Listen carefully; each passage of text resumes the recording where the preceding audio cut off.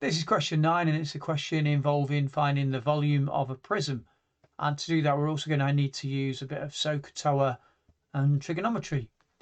And what we're told is that the cross section of this prism, which is actually this face here, that's the cross section because it's the repeated area. If we was to slice this shape at any point, then if we sort of broke it open, then it would be the same repeated shape all the way along its length, which is in this direction. So the cross section has exactly one line of symmetry, which means if I was to draw a line down here, that would have to be its line of symmetry. That's the only place that that could go. And what we can do, we can actually work out the volume of a prism using the formula that it is equal to the area of the end times by its length. And that has to be the cross-sectional area of the end, by the way. So not just any area, it's got to be the repeated area. So I couldn't find the area of this face, for example, because that's not its cross-section. And then the length is actually this length because it's the length that's at right angles to the cross-section. So we could find, first of all, the area of the end in 2 bits. So we can see we've got a rectangle.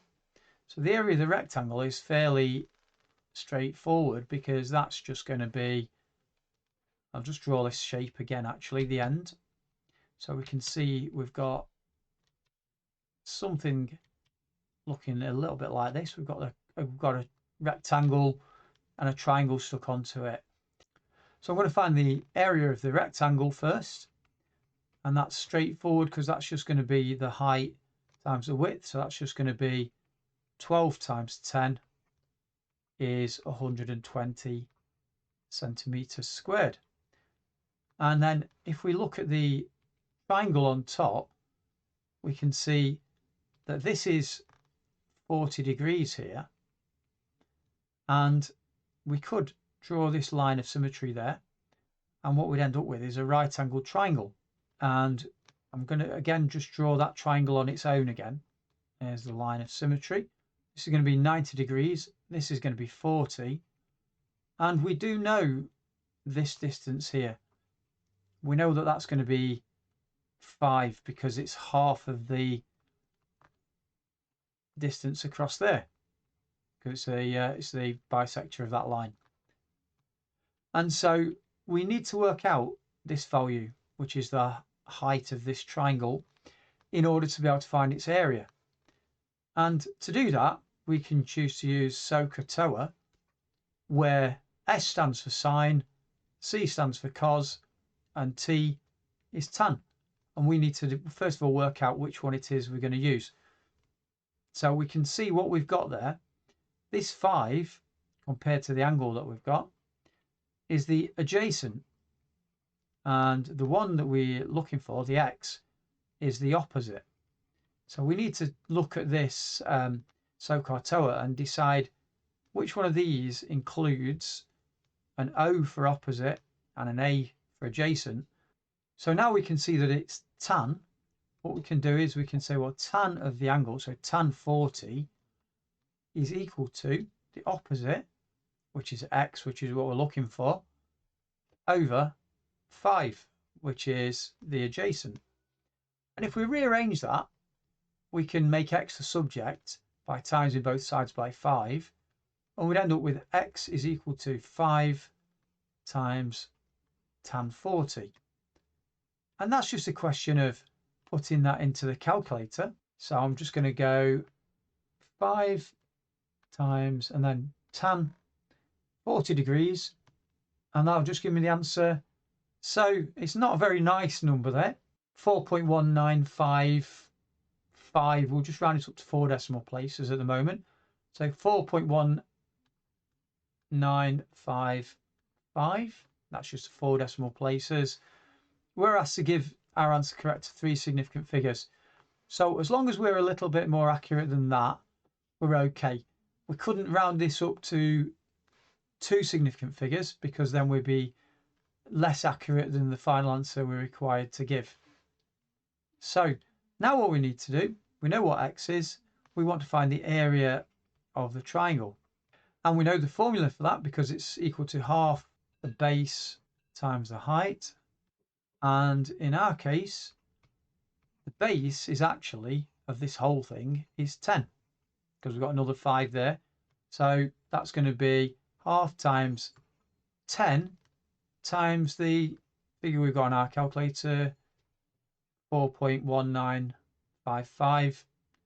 In fact, I can use the answer button, so I don't even need to round up at this stage. So we're going to do that. We're going to just simplify a little bit at this stage, I think. So half times 10 is 5. That's just a very easy simplification. And then put that in the calculator. So I'm just going to times the figure I've got on the calculator by 5. And that gives me the area of the triangle. Okay, so I've just rounded it up to write it down, but I'm going to use all the figures on the calculator by just using the answer button where necessary on the calculator.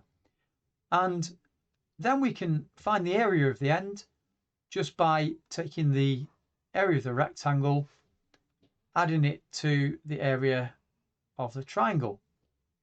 So if we do that, we can see that we would get the total area equals 120 plus this 20.9775 or 20.9774978 if we want to use all the figures on the calculator.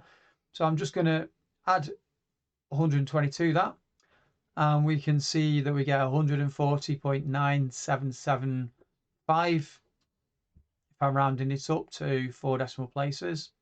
And now to find the volume of the prism. The volume is equal to the area of the end times by the length. So if we just look at the original diagram, we can see that the length there is 20. So all I've got to do is just multiply this figure that we got, 140.977, etc., and times that by 20. So again, I'm just going to use the figure that's still on my calculator. I'm just going to times that by 20, and just writing down all the figures that I've got there. I've currently got 2,819.5 for, in fact, we'll just call it 0.55 as a quick round up there. And actually in the question, we're asked to give it to 3 significant figures. So I'm just going to cut this off at this point here.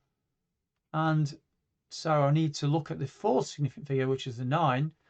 And that tells me I've got to add 1 to the 3rd significant figure, which is the 1 there. So it's just going to become 282. And I've got to put a 0 so they're all in the correct columns. And that's it. So that's going to be, just checking the units there as well, centimeters cubed, because these measurements are all in centimeters. So I hope that's been helpful to you, and if it has, please consider subscribing to our channel and also give our video a thumbs up. Thanks for watching.